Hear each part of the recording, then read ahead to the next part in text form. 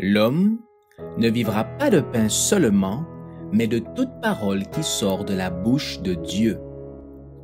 Voici votre moment de méditation quotidienne. Pour mieux connaître Jésus-Christ.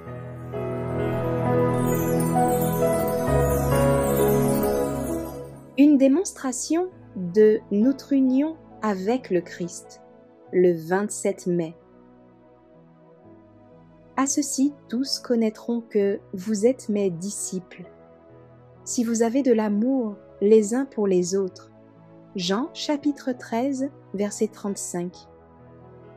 Il n'y a rien qui puisse affaiblir davantage l'influence de l'Église qu'un manque d'amour parmi ses membres. Le monde nous observe pour voir ce que notre foi accomplit dans notre caractère et notre vie, si elle exerce sur nous une influence sanctifiante, et si nous sommes transformés à la ressemblance du Christ. Il est prêt à se réjouir de chacune de nos inconséquences et de nos défaites. Ne lui donnons aucune occasion de blâme pour notre foi. Ce n'est pas dans l'opposition du monde que réside pour nous le plus grand des dangers. Il est dans le mal qui prospère au milieu de nous.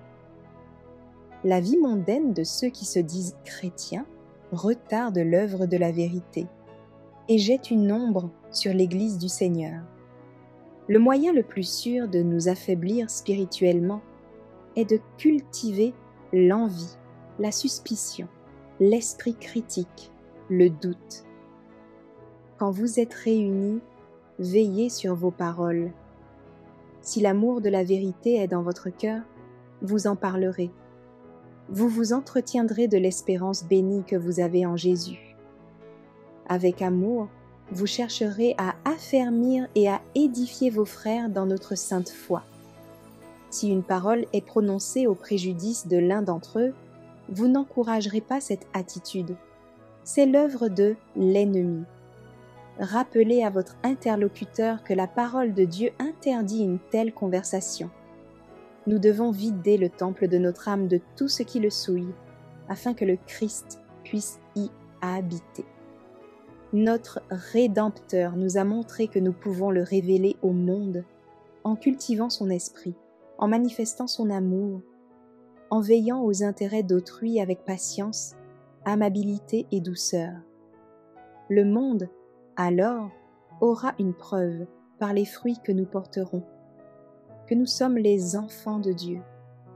C'est son unité qui rend l'Église capable d'exercer une influence sur les incrédules et les mondes.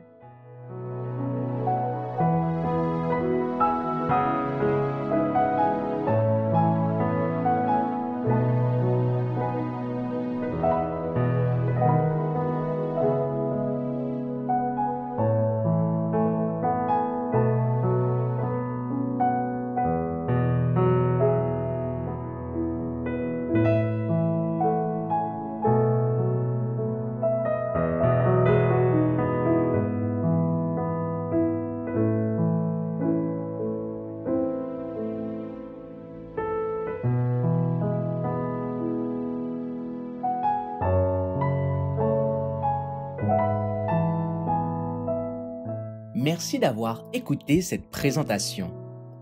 Assurez-vous de nous rejoindre demain pour votre moment de méditation quotidienne avec lereste.org.